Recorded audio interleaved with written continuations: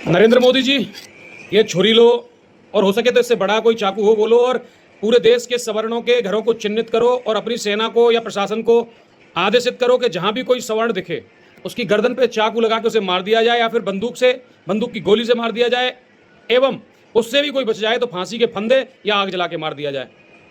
क्योंकि इन सवर्णों ने, हम सवर्णों ने, हमारे माँ बाप ने, हमारे पुरखों ने 5000 साल तक आपको और आपके चहेतों को पानी नहीं पीने दिया, फिर भी वो आज तक जीवित रहे।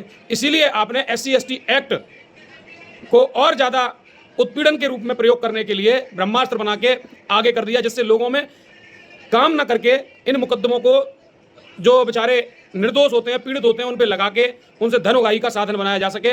आज आपने 80,000 से 8 लाख रुपए जो मुआवजा मिलता था 8.5, आज आपने वो 1 लाख से 12.5 लाख रुपए कर दिया। अब जो ब्राह्मण, क्षत्रिय, वैश्य, जितने भी कैटेगरी में यादव ठाकुर आते थे, गुजर आते थे, कुशवाहा आते थे, सब लोगों का उत्पीड़न अब और दुगनी रफ्तार से होगा।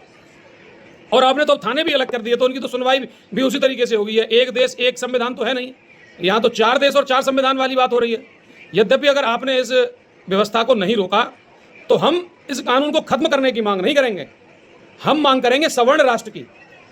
क्योंकि हमने ठेका नहीं ले रखा कि हम अखंड भारत का निर्माण करें, हमने ठेका ले रखा है कि अपने भविष्य को, अपने बच्चों को सुरक्षित करें। आपको जितना लुटाना है आप इन पर लुटाइए, पर लेकिन इस देश को छोड़ दीजिए, बख्श दीजिए, अन्यथा हम फिर सवर्ण राष्ट्र की मांग करेंगे और वो हमारी मजबूरी होगी।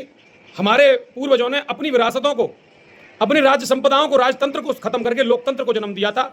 वो हमारे पूर्वजों का योगदान था, इस देश को सींचने में हमारे पूर्वजों का योगदान है। लेकिन आप क्या कर रहे हैं? जो सवर्ण समाज 95% की टैक्स की भागीदारी देता है, जिससे पूरी सरकार चलती है, वो सवर्ण समाज जिसने पूरे देश का निर्माण किया, आज उसके हनन पर आप जो है तैयार बैठे हैं।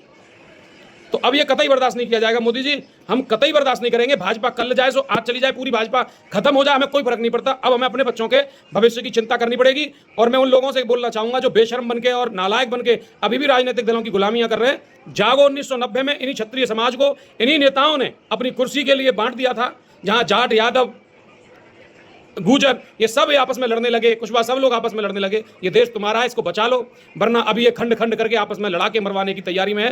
क्योंकि इस देश में एक पहले से ही एक सिगुफा चला रहा है कि बांटो और राज करो, क्योंकि यहाँ के लोगों को अपना स्वार्थ दिखता है। आपने देखा होगा, किसी किसान से कह दिया जाए कि तुम्हारा 3 लाख लोन पास होगा, तो वो वोट उसी पार्टी को देता है। इन नेताओं को आपकी कमजोरी पता है। आपसे निवेदन है, इस अन्याय अत्याचार का विरोध करो, वरना ये देश नष्ट की ओर है। कृपया करके आपसे निवेदन है कि हमें सहयोग करें, हमारे साथ आएँ, और जल्द ही हम, अगर प्रधानमंत्री जी इस पर सुनवाई नहीं करते, मैं प्रधानमंत्री जी को ज्ञापन सौंपने के लिए मैं तैयारी कर रहा हूं और उनके पास तक ज्ञापन पहुंचाऊंगा इन विषयों को लेके। अगर वह इन चीज़ों को इग्नोर करते हैं, अगर वह हमारे भावनाओं के साथ खिलवाड़ करते हैं, तो हम पुनः जो हमारा उद्देश्य था उसकी पूर्ति करेंगे। जल्द हम दिल्ली मिलेंगे। हर हर महादेव, वंदे मातरम, भारत माता की जय।